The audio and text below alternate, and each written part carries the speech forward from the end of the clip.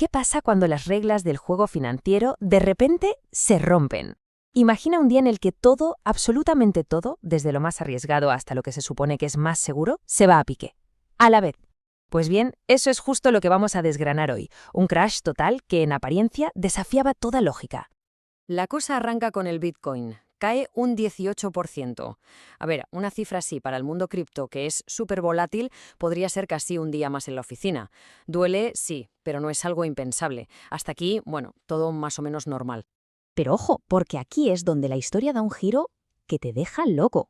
La plata, un metal precioso que se desploma un 36%. Una locura.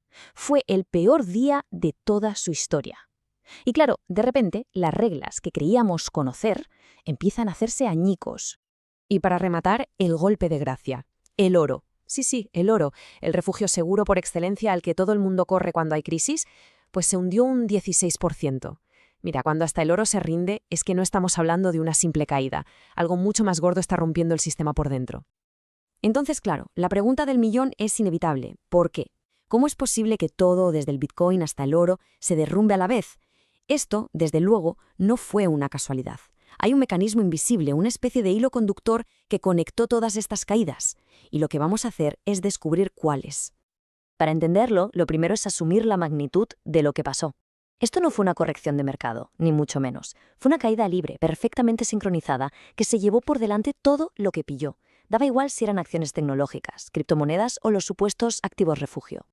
Y aquí está la clave de todo. Cuando todo el mundo se pone a venderlo todo a la vez, el valor de cada cosa deja de importar. Da igual si tienes acciones de una empresa genial o el metal más precioso. Lo único que importa es una cosa: tener dinero contante y sonante. El efectivo. Se desata una carrera desesperada por la liquidez, cueste lo que cueste. Pero vamos a ver, una tormenta de este calibre no aparece de la nada. Los cimientos del sistema ya tenían grietas desde mucho antes del colapso. Vamos a tirar un poco para atrás para ver esas señales de advertencia que estaban ahí, preparando el terreno para el desastre. Fijaos en esta cronología. Después de las subidas de tipos de 2023 y la euforia total en los mercados de 2024, llega el giro clave en 2025. La Reserva Federal de Estados Unidos empieza a recortar los tipos de interés. Y esto, que podría parecer una buena noticia, en realidad era la sirena de alarma sonando a todo trapo. Históricamente, la Fed solo baja tipos cuando ve que vienen problemas económicos muy serios. Y todo esto, toda esa euforia, flotaba sobre un mar de deuda. En los años buenos, muchísimos inversores pidieron dinero prestado para invertir todavía más, lo que se conoce como apalancamiento. Claro, esto multiplicaba las ganancias, pero al mismo tiempo creó una vulnerabilidad enorme en todo el sistema. Era como construir un rascacielos sobre arena. Y ahora, lo que es realmente alucinante de este gráfico es la cifra récord: 1,13 billones de dólares en deuda de margen. Una auténtica barbaridad, un polvorín histórico que estaba ahí simplemente esperando la chispa adecuada para estallar. Vale, teníamos el escenario perfecto, el polvorín financiero listo para explotar. Solo faltaba la chispa. Y esa chispa, como tantas otras veces en la historia, vino del mundo de la política, que fue la que dio el empujón final para que todo se fuera al precipicio. La amenaza de una nueva guerra comercial, el famoso efecto Trump 2.0, inyectó una dosis masiva de incertidumbre en los mercados de todo el mundo. Y si hay una palabra que provoca pánico a los inversores, es precisamente esa: incertidumbre. Y el impacto fue, inmediato y brutal.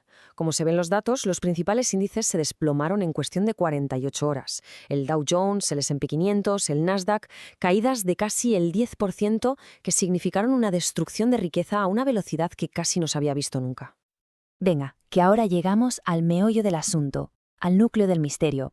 Vamos a ver cuál fue ese motor invisible que impulsó el crash y que conectó la caída del Bitcoin con la del oro y la de las acciones.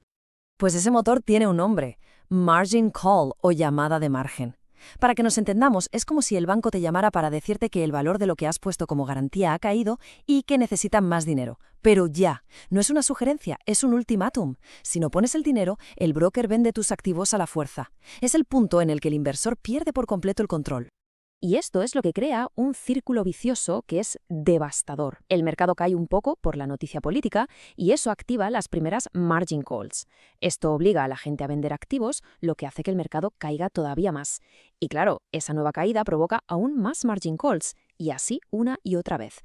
Es una espiral de ventas forzadas que se alimenta a sí misma y que acelera la caída en picado. La escala de todo esto fue inmensa. Se liquidaron a la fuerza más de 2.500 millones de dólares en posiciones de criptomonedas en solo 48 horas.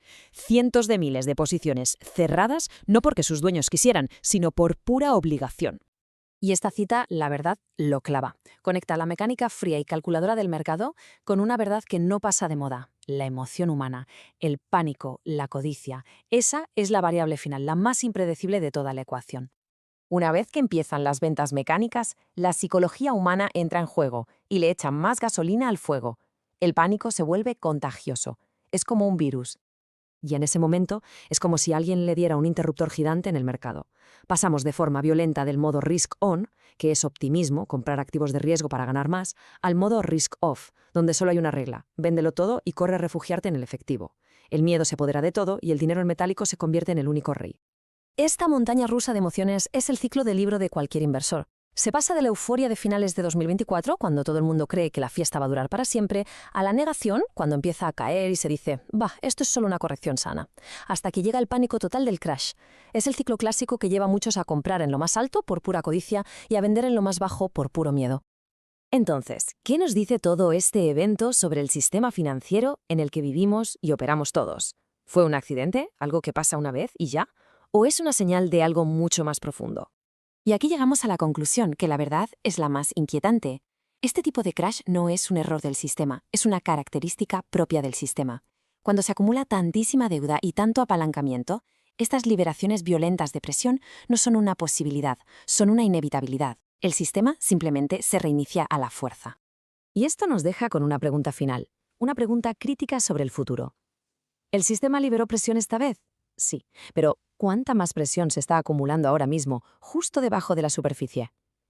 Esto nos recuerda que, aunque las aguas parezcan tranquilas, a menudo navegamos sobre un auténtico polvorín.